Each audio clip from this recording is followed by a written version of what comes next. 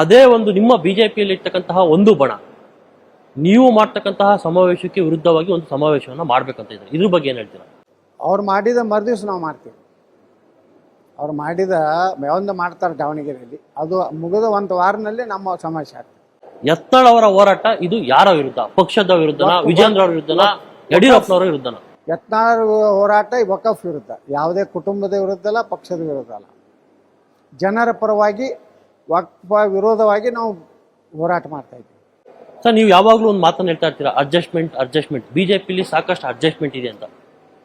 ಆದ್ರೆ ಯತ್ನಾಳ್ ಅವರು ಸಹ ಎಂ ಬಿ ಪಾಟೀಲ್ ಅವರ ಜೊತೆ ಅಡ್ಜಸ್ಟ್ಮೆಂಟ್ ಮಾಡ್ಕೊಂಡಿದ್ದಾರೆ ಅಂತ ನಿಮ್ಮ ಪಕ್ಷದವರೇ ಹೇಳ್ತಾರೆ. ಅಲ್ರಿ, ಎಂ ಬಿ ಪಾಟೀಲ್ನ ಕೇಳಿ. ಎಂ ಬಿ ಪಾಟೀಲ್ರು ನಾವು ಯಾವುದೇ ರೀತಿಯಿಂದ ಯಾವ ಉದ್ಯೋಗನೂ ಇಲ್ಲ. ಅವ್ರ ಮತಕ್ಷೇತ್ರ ಬೇರೆ, ನನ್ನ ಮತಕ್ಷೇತ್ರ ಬೇರೆ. ನಾವು ಅವ್ರ ಚುನಾವಣೆಯಲ್ಲಿ ಅವ್ರ ಕ್ಷೇತ್ರಕ್ಕೆ ಹೋಗಿ ಪ್ರಚಾರ ಮಾಡ್ತೀನಿ, ಅವರು ನಮ್ಮ ಕ್ಷೇತ್ರದಾಗ ಬಂದು ಪ್ರಚಾರ ಮಾಡ್ತಾರೆ. ತಾವೇ ಸ್ವತಃ ನಿತ್ತಷ್ಟು ಗಟ್ಟಿಯಾಗಿ ಹೋದ ವಿಧಾನಸಭೆ ಚುನಾವಣೆಯಲ್ಲಿ ಬಿಜಾಪುರನಲ್ಲಿ ಅವ್ರು ಸುತ್ತಾಡಿದ್ದಾರೆ, ನಾನು ಹೋಗಿದ್ದೀನಿ. ನಾವು ಅಡ್ಜಸ್ಟ್ಮೆಂಟ್ ಅನ್ನೋಂಥದ್ದಲ್ಲ, ಅಭಿವೃದ್ಧಿ ವಿಚಾರ ಬಂದಾಗ ವಿಜಾಪುರ ಜಿಲ್ಲೆ ಅಭಿವೃದ್ಧಿ ಆಗಲಿ ಅಂತ ಹೇಳಿ ಅದನ್ನು ಅಭಿವೃದ್ಧಿ ಬಿಟ್ಟರೆ ಯಾವುದೇ ಸಂಬಂಧಗಳು ನಮ್ಮ ಎಂ ಬಿ ಪಾಟೀಲ್ ಜೊತೆಗಿಲ್ಲ. ಸೊ ಯಾಕೆ ಯಡಿಯೂರಪ್ಪನವ್ರ ಮೇಲೆ ನೀವು ಪದೇ ಪದೇ, ಅಂದ್ರೆ ಸುಮಾರು 3.5 ವರ್ಷದಿಂದನೂ ಯಡಿಯೂರಪ್ಪನವರ ಮೇಲೆ ನೀವು ಯಡಿಯೂರಪ್ಪನವರ ಅಧ್ಯಾಯ ಮುಗಿದಿದೆ. ಈಗ ಯಡಿಯೂರಪ್ಪ ಅವ್ರ ಕುಟುಂಬಕ್ಕೆ ಮಾತಾಡೋದಿಲ್ಲ. ನಮ್ದೇನಿದ್ರು ಜನಪರ ಹೋರಾಟ, ವಕಫು ಪಕ್ಷವನ್ನು ಮುಂದಿನ 2028ರಲ್ಲಿ ಕರ್ನಾಟಕದಲ್ಲಿ ಬಹುಮತದ ಒಂದು ಸರ್ಕಾರ ರಚನೆ ಮಾಡುವಂಥ ಕೆಲಸ ಮಾಡ್ತೀವಿ. ಅವ್ರ ಕುಟುಂಬದ ಬಗ್ಗೆ ಸಾಕಷ್ಟು ಈಗಾಗಲೇ ಹಿಂದೆ ಮಾತಾಡಿದ್ದೀವಿ.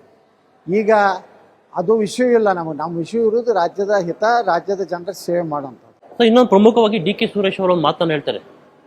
ಯತ್ನಾಳ್ ಅವರು ರಾತ್ರಿ ಆದ್ರೆ ನಮ್ಮ ಅಣ್ಣವ್ರ ಹತ್ರ ಬರ್ತಾರೆ, ಡಿ ಕೆ ಶಿವಕುಮಾರ್ ಅವ್ರ ಹತ್ರ. ಒಂದೇ ಪ್ರೂಫ್ ಮಾಡಿಕೊಳ್ಳಿ, ಡಿ ಕೆ ಶಿವಕುಮಾರ್ ಬಳಿ ಬಂದಿದ್ದು ಒಂದೇ. ಅವ್ರ ಮನೆಯಾಗೆಲ್ಲ ಕ್ಯಾಮ್ರಾ ಇಟ್ಟಾರೆ.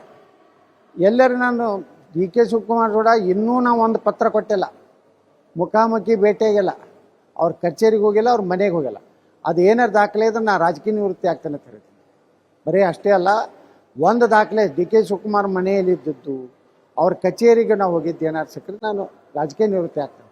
ಸುಮ್ಮನೆ ಡಿ ಕೆ ಸುರೇಶ್ ಅವರು ಒಬ್ಬ ಮಾಜಿ ಸಂಸದರಾಗಿ ಈ ರೀತಿ ಯಾವುದೋ ಒಬ್ಬರು ತೇಜೋವಧಿ ಮಾಡುವಂಥ ಕೆಲಸ ಮಾಡಬಾರ್ದು. ಹಂಗೇನಾರು ಇದ್ರ ಪ್ರೂಫ್ ಕೊಡಲಿ, ನಾನು ಅದಕ್ಕೆ ತಯಾರಿದ್ದೀನಿ.